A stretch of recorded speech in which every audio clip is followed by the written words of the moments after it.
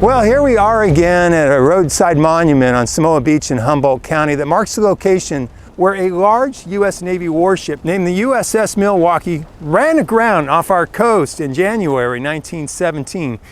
Now, we covered the full story of the USS Milwaukee naval disaster in a previous episode, which you can find on the Access Humboldt website in their archive section. However, today, we are here to learn more about the submarine that triggered a series of events that led to the stranding of the USS Milwaukee right out here. Because the USS Milwaukee became stranded out here while it was trying to tow a US Navy submarine off the beach.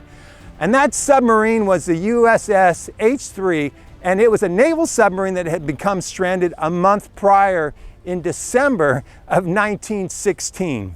And to learn more about that riveting story, I headed over to the Humboldt Bay Maritime Museum, where I met with author Jon Humboldt Gates. Jon wrote a book titled Before the Dolphins Guild that gives a detailed account of the submarine stranding and the harrowing rescue of the crew based on eyewitness accounts and historical documents.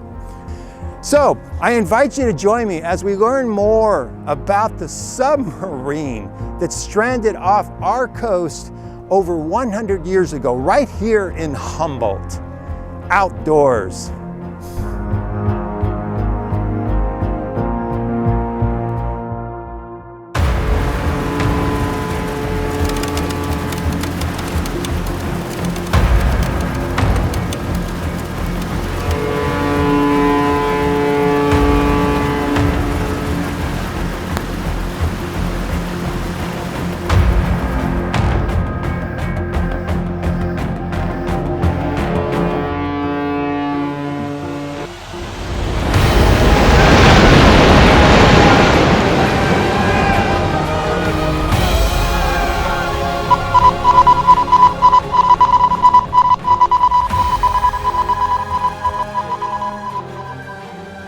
In the early 1900s, submarines were a new type of vessel for the US Navy, and they weren't exactly sure how they were going to use them in warfare.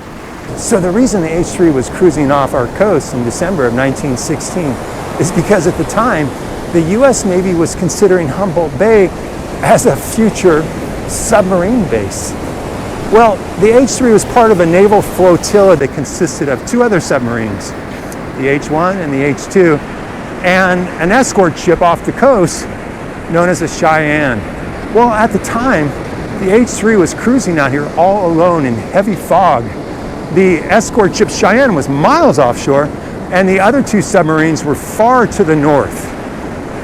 And we're just about at the location where the H3 ran aground. Okay. This is my best estimate of where the H3 submarine ran aground, about 300 yards offshore. This is how it all went down. It was a cold, foggy morning on December 14th, 1916. The H3 submarine was on the surface, cruising down the Humboldt coast. The sub's captain was Lieutenant Harry Bogish, peering through this extremely thick fog, trying to see if he could find the entrance to Humboldt Bay, which is about a mile south of our current position. They didn't have radar in those days. So he has a crew member out on the front of the submarine dropping this weighted rope with knots on it called the sounding line to find out how deep the water is. Well, all of a sudden, the sounding line shows 3 fathoms. Okay, this is horrifying news, because 3 fathoms means the bottom of the sub is less than 6 feet from the sandy bottom, and this sub is going up and down on these really big swells. So immediately, Captain Bogish yells down to his crew through the hatch, "Hey, reverse the engines, get us out of here!" Or something to that effect. Well, Lieutenant Bogish was a little too late, because almost right after that, especially large swell lifted the sub up. And then came the terrifying drop as the wave crashed over the submarine and was driving that submarine down into the sand. And I'll let Jon tell you what happened next. And then the next wave came, and the sub came down hard and it hit bottom. And it was a crushing, the weight of that thing coming down and hitting, it jarred the whole boat, and then another wave came right behind him and it rolled the thing over. Like you got a conning tower up here, and it just thing went flat into the sea. Everybody inside just fell on top of each other. They were landing on top, and they just had breakfast. And one of the kind of funny in the midst of horror, but the cook had all this pancake batter, and the pancake batter landed on top of everybody, so they were covered with pancake batter and they were stacked on top of each other. And then the sub stabilized for a minute, and then it got swung around somehow, and then it flapped the other way, went over a hard roll. Tools and forks and knives and all this stuff flying around in the cabin. And then things got into the electrics, into the electrical panels. And now they got fires. So you've got salt water coming in the open vents and the open hatch. So Bogish, really fast, he sent crew members running along the hull, checked for hull breach, if the structure had been ruptured because they hit so hard. He's got guys trying to get up in and shut the hatches. One guy gets up there, he's going to pull the hatch down, the sub falls over to the side again, he falls off, then falls to the floor. Another sailor goes up and he gets a hold of the hatch. So they're slowly closing these hatches, but all the salt water's already inside the boat. Inside that boat, there's 2,000 gallons of sulfuric acid underneath in the battery chambers. And now the boat's up on its side, and all this acid can start to leak out of those chambers. So that's what creates chlorine, is salt water and sulfuric acid, which chlorine was a weapon in World War I, chlorine gas. And so now they have fires, a subtle amount of chlorine gas, and he realizes that the air is deteriorating really quickly. They got the fires out, and then Bogish makes the next decision, bring everybody into this control room. Okay, here's a room for 6 people. He had 20 people in there. And people are, if you imagine like an elevator, crammed. And he didn't have room for everybody, so he ordered some of the gunner crew to go up into the torpedo room. So you've got 27 people on the boat, 4 or 5 guys up in the torpedo room where they went. You've got 20 people in the control room. And then you had 2 up in this little compartment in between the conning tower. The conditions inside the H3 were just terrible. These 10 to 20 foot waves would rock the submarine back and forth, and the poor crew down inside would hold on to whatever they could to keep from getting slammed into the metal interior sides or into each other. They tried to stabilize it a little bit by flooding the ballast tanks, but this submarine had a rounded bottom, so it was still like a log just rocking back and forth in the surf. They did manage to put out the fires though, although they were still smoldering away. And that air was incredibly toxic. So in between waves, a crew member would desperately open up the hatch to let in a little bit of fresh air and quickly close it before the next wave washed over the submarine. They did have one lucky break though. Early on, they managed to send out a Morse code distress call. Well, right after they sent that out, a huge wave broke the antenna off the top of the submarine, and then they lost total radio contact with the outside world. But that SOS signal was picked up, and it was relayed out to the U.S. Navy ship Cheyenne, 25 miles off the coast, which was commanded by Lieutenant William Howe. As soon as he got the message, he headed full speed ahead for the stranded submarine. It took him about 2 hours to reach it. And once he got there, I'll let Jon tell you how the first rescue attempt turned out.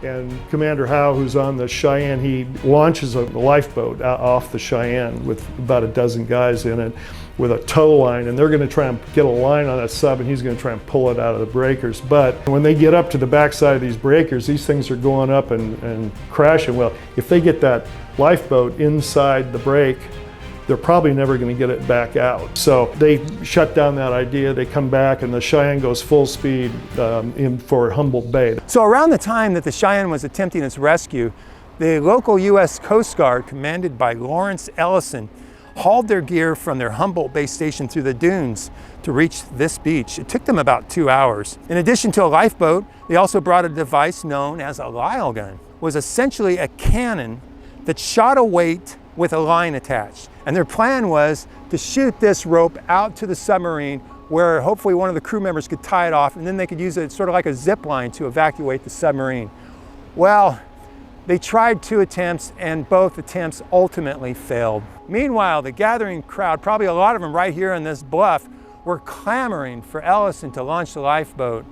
Well, Ellison was a seasoned lifesaver who had rescued scores of people from ships in distress along the Humboldt coast for more than a decade. And he firmly believed that a lifeboat rescue at that point would be disastrous in itself. So he held back. Well, meanwhile, Lieutenant Howe, the naval captain of the Cheyenne, marched to this beach with 100 of his crew. And Commander Howe is furious to see that the Coast Guard hasn't launched the lifeboat to rescue the crew. Well, I'll let John tell you what happened when Lieutenant Howe, the irate naval captain, encountered Lawrence Ellison, the Coast Guard skipper. And by the time he gets to where Ellison is, he's livid. And he's just yelling at Ellison. Ellison holding his ground and telling Howe, the commander, the Navy commander, he says, I know these waters, you don't. Let me do my job, and we're gonna get these people off the boat. Howe backs up a little bit, but he's still very mad, you know, at Ellison's response to all this. At this point, conditions were getting really desperate inside the submarine. They had been trapped in there for over 4 hours, breathing these toxic fumes and just getting slammed back and forth by those huge waves. Some of the crew were semi-conscious or on the verge of going unconscious. Lieutenant Bogish realized he had to get the sub a little closer to shore so they could do a beach rescue. So he emptied the ballast tank so the sub would be a little bit lighter and float in closer to shore. Meanwhile, back here on this beach, the pressure on Ellison from the spectators and the U.S. Navy to launch a lifeboat rescue, it was relentless. The naval commander Howe even threatened to seize the Coast Guard lifeboat, put in his own crew to go attempt a rescue. But Ellison held his ground and he refused to relinquish the lifeboat.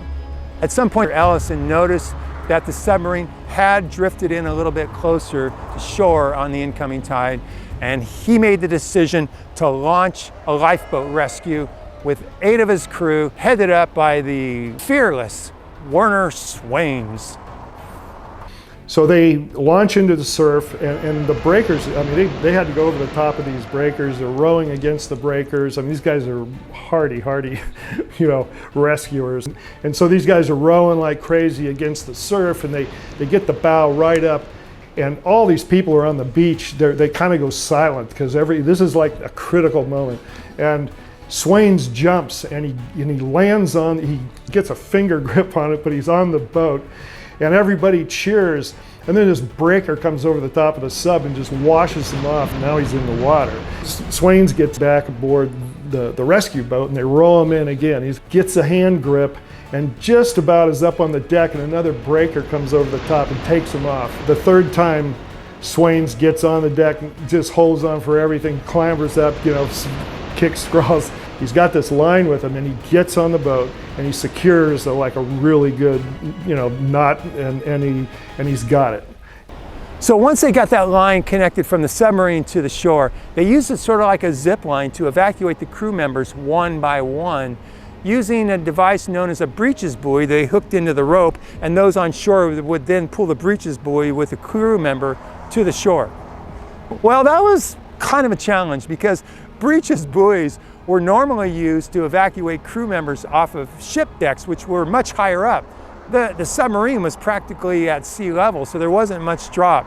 So when they were evacuating these crew members, they would actually just fall off the submarine and go underwater for quite a distance as they were being pulled to shore. And John will tell you about the grueling experience that those crew members had to endure while being rescued. This has been 10 hours that they've been trapped inside, getting banged around. Some of these guys have been clinging to just pipes. So the rescue is just in time. So now they've got the breeches buoy on the submarine with the line fixed to the beach. So they started taking people out one by one. The problem is they don't have enough height.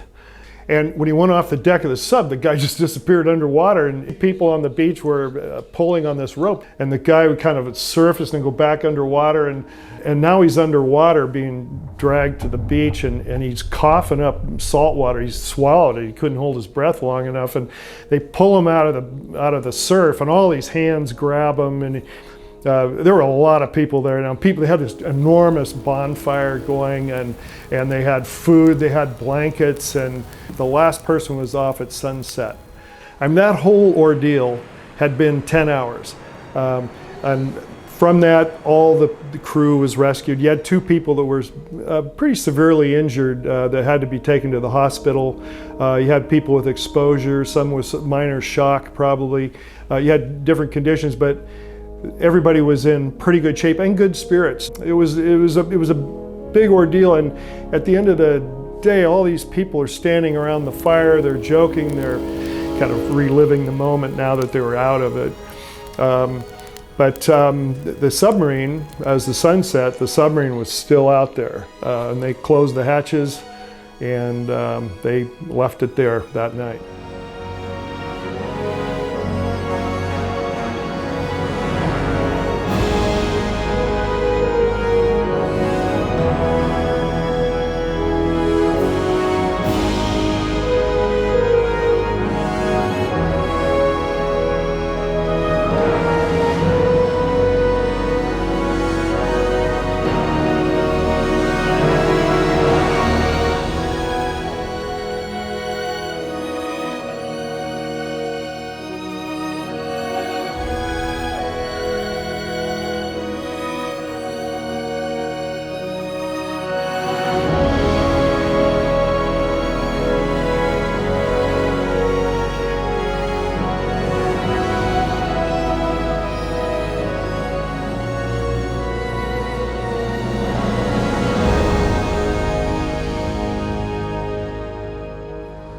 Well, Jon and I laid out the main sequence of events that occurred in that mid-December day in 1916 when a naval submarine ran aground here on Samoa Beach here in Humboldt County. There are so many more fascinating and intricate details about that story that you can read for yourself.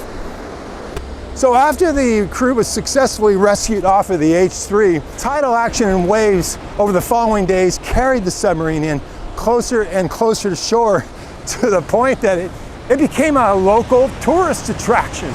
So the US Navy solicited bids from the private sector to get that submarine back out into the ocean. Well, the lowest bid came in from local Humboldt County-based contractor Mercer Fraser. Well, the US Navy didn't take Mercer Fraser's bid seriously, so they decided they were going to bring in one of their mighty warships, the USS Milwaukee, and they were going to tow that submarine back out into the ocean using brute strength.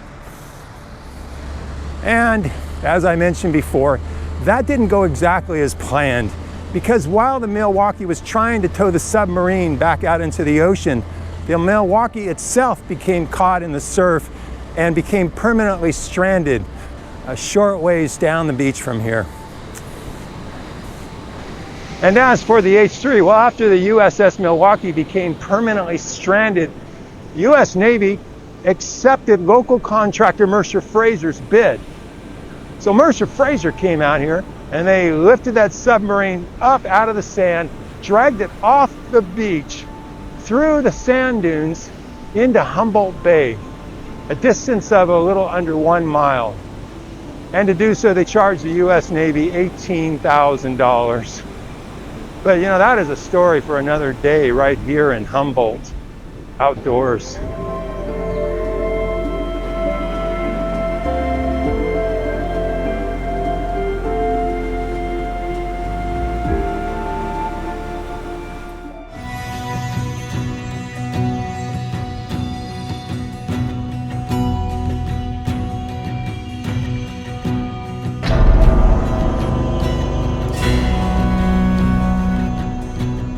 Dug out the sand around the sub, and they built a scaffolding, big timbers. They used timber jacks. They jacked the sub up, and they lashed down the side of the submarine 2 big trees.